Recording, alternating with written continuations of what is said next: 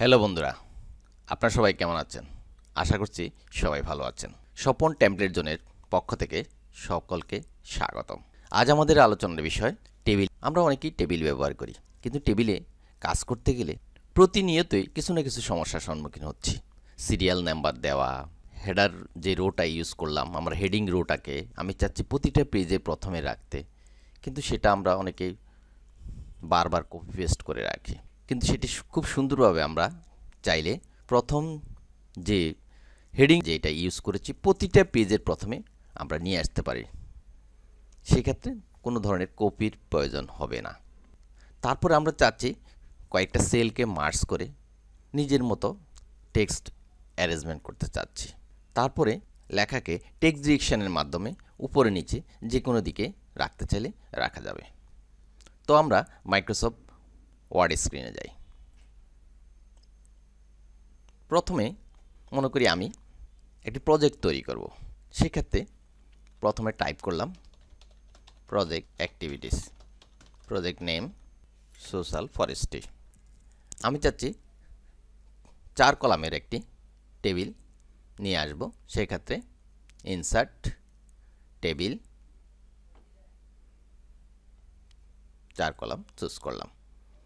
Column with প্রয়োজন মতো rearrange করে নেব। প্রথমেই সিরিয়াল নাম্বার, তারপরে এরিয়া, ডিটেলস, তারপর টোটাল, ফান্ড, কমেন্টস লিখলাম। আমি চাচ্ছি অটো সিরিয়াল নাম্বার নিয়ে আসতে। সেক্ষেত্রে হোম রিবনের আওতায় সিরিয়ালে ক্লিক করে নাম্বার চুজ করলাম। সিরিয়ালটিকে আর বামে আনার প্রয়োজনে ডিক্রিজ ইন্ডেন্টে ক্লিক করে বামে নিয়ে যাওয়া হয়। এবারে আমরা এখানে প্রয়োজন মতো প্রজেক্ট এরিয়া ডিটেলস টাইপ করব।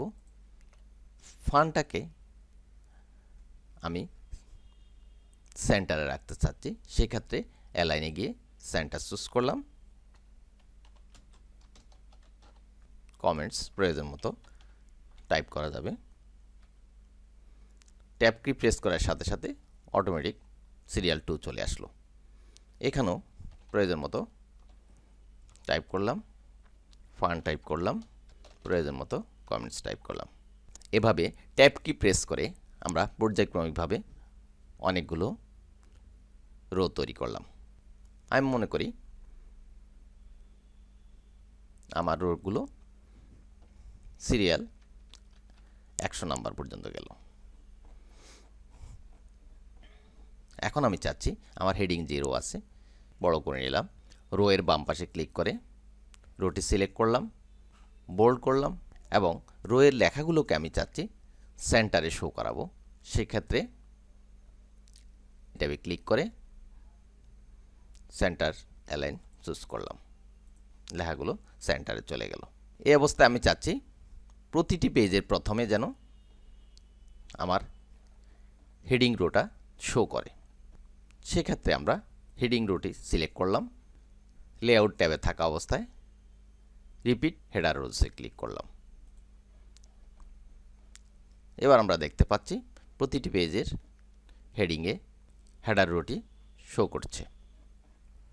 আমি চাচ্ছি 30 নাম্বার রো এর পরে টেবিলটিকে ভাগ করব এবং এখানে প্রয়োজন মতো 2 থেকে 3টি প্যারাগ্রাফ টাইপ করতে হবে। সেই ক্ষেত্রে 31 নাম্বার সিরিয়ালে কার্সর রেখে লেআউট স্প্লিট টেবিল। এবারে আমি আমার প্রয়োজন মতো লেখা টাইপ করতে পারব। এখানে আমি দেখতে পাচ্ছি আমার হেডার রোতে হেডিং শো করছে না। এই অবস্থায় করণীয় সেটি হলো 30 নাম্বার সিরিয়ালের রো এর শেষে ট্যাব প্রেস করলাম এবং এখানে 31 নাম্বার শো করছে। সেক্ষেত্রে রো এর বাম পাশে ক্লিক করে রাইট ক্লিক করে মার্জ সেল করলাম এবং নিচের সবগুলো লেখাকে সিলেক্ট করে ড্র্যাগের মাধ্যমে উপরে নিয়ে আসলাম এবং এক্সট্রা স্পেসটি ডিলিটের মাধ্যমে বাদ দিলাম। এবারে আমার হেডিং ঠিকমতোই শো করছে। তাহলে টেবিলের ভিতরে যদি আমি চাই ওই টেবিলের আওতায় সবগুলো পেজের শুরুতে হেডিং শো করতে, সেক্ষেত্রে সেখানে কোনো টেবিল ব্রেক করা যাবে না। যদি লিখতে হয় আমি যেই প্রক্রিয়ায় লিখলাম সেই প্রক্রিয়ায় লিখতে হবে। এই লেখাগুলোর বাম পাশের এবং ডান পাশের বর্ডার বাদ দিতে হবে। সেক্ষেত্রে হোম ট্যাবে ক্লিক করে বর্ডারসে গিয়ে লেফট বর্ডারে ক্লিক করলাম, পুনরায় রাইট বর্ডারে ক্লিক করলাম। তাহলে আমার বর্ডার চলে গেল, কিন্তু আমার হেডিং ঠিকমতোই শো করলো। তাহলে আমরা বুঝলাম, যদি আমি টেবিলের ভিতরে নির্দিষ্ট কোনো জায়গায় 2-3টি প্যারাগ্রাফ লিখতে চাই, সেক্ষেত্রে এই প্রক্রিয়ায় আমরা এই কাজটি করতে পারব। এবারে আমি চাচ্ছি 1 থেকে 5 পর্যন্ত সিরিয়ালগুলোর কমেন্টস একই হবে। সেক্ষেত্রে প্রতিটা লাইনে বারবার না লিখে আমরা সবগুলোর জন্য কিভাবে সেটা নিয়ে আসতে পারি সেটি আমরা এখানে খুব সহজভাবে দেখব। কমেন্টসের আওতায় 1 থেকে 5 পর্যন্ত সবগুলো সেল সিলেক্ট করলাম।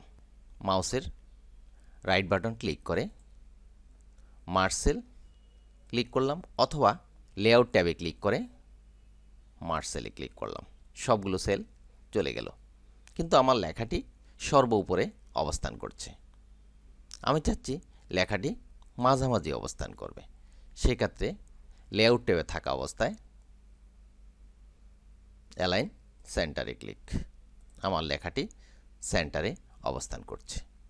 আমি যদি চাই লেখাটি পাশাপাশি না থেকে উপরে নিচে শো করাতে, সেক্ষেত্রে টেক্সট ডিরেকশনে গিয়ে আমি বারবার ক্লিক করে আমার পছন্দ মতো ডিরেকশন সেট করতে পারবো। এবারে আমরা চাচ্ছি 6 নাম্বার রো থেকে 20 নাম্বার রো এর পর্যন্ত সবগুলো রো এর হাইট বড় করতে। প্রয়োজন মতো টেনে টেনে বড় করতে পারি। সেক্ষেত্রে সমস্যা হলো সবগুলো রো এর হাইট সমান নাও হতে পারে। খুব সহজে এই কাজটি আমরা করতে পারি অন্যভাবে। যেমন মনে করি আমি 6 নাম্বার রো এর হাইট বড় করে দিলাম। আমি চাচ্ছি এই যে বড় করার যে স্পেসটি আছে সেটি 6 থেকে 20 পর্যন্ত সবার মধ্যে ভাগ করে দেব। সেক্ষেত্রে 6 নাম্বার রো এর বামে ক্লিক করে রোটি সিলেক্ট করতে হবে এবং শিফট কি চেপে ধরে 20 নাম্বার রো এর সর্বশেষে গিয়ে ক্লিক করতে হবে। তাহলে সবগুলো রো সিলেক্ট হয়ে গেল। এবারে লেআউট ট্যাবের আওতায় ডিস্ট্রিবিউট রোতে ক্লিক। আমরা দেখতে পাচ্ছি সবগুলোর ডিস্টেন্স সমান হয়ে গেছে, কিন্তু 21 নম্বর থেকে নিচের দিকে ছোট, আবার 20 থেকে 6 নাম্বার পর্যন্ত বড় শো করছে। 6 থেকে 20 নাম্বার পর্যন্ত লেখাগুলো উপরে অবস্থান করছে। আমি চাচ্ছি লেখাগুলো সেন্টারে অবস্থান করাতে। সেক্ষেত্রে আমরা 6 নাম্বার রো এর বামে ক্লিক করে রোটি সিলেক্ট করব এবং শিফট কি ধরে 20 নাম্বার রো এর সর্বশেষ সেলে ক্লিক। সবগুলো রো সিলেক্ট হলো। এই অবস্থায় লেআউট ট্যাবের আওতায় আমরা অ্যালাইন সেন্টার লেফটে ক্লিক। এই অবস্থায় সেল বড় হলেও আমার লেখাটা সেন্টারে চলে আসবে। সেটা বড় হোক আর ছোট হোক, সব সময় ওই সেলের সেন্টারে লেখাটা শো করবে। একই প্রক্রিয়ায় আমি মনে করি 6 নাম্বার রো থেকে নিচের দিকের যে কলাম উইড আছে সেই কলাম উইডকে আমরা সমানভাবে ডিস্ট্রিবিউট করব। সেক্ষেত্রে আমরা 6 নাম্বার রোতে কার্সর রেখে লেআউট স্প্লিট টেবিলে ক্লিক করলাম এবং টেবিলের কন্ট্রোলে ক্লিক করে ডিস্ট্রিবিউট কলাম। এখানে আমরা দেখতে পাচ্ছি সবগুলো কলাম সমান সাইজের। পুনরায় পূর্বের অবস্থানে যাওয়ার জন্য কন্ট্রোল জেড প্রেস করতে হবে, অথবা স্প্লিট পজিশনে ক্লিক করে ডিলিট কি। এবারে সবগুলো কলামকে পূর্বের ন্যায় সাজাতে গেলে কলামগুলোকে রিঅ্যারেঞ্জ করে নিতে হবে।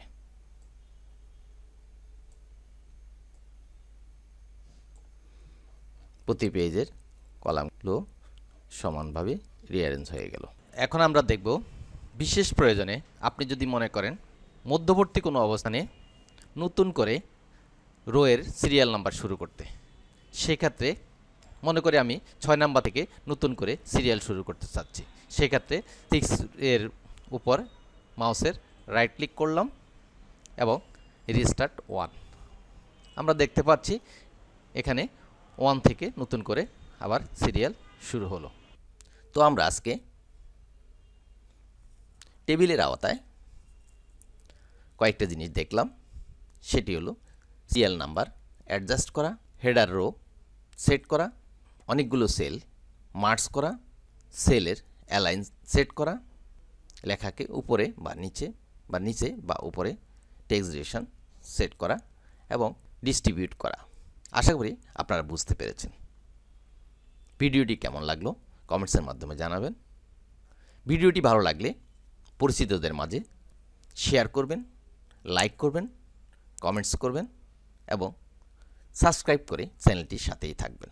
সবাই ভালো থাকবেন, সুস্থ থাকবেন। আজ এই পর্যন্তই।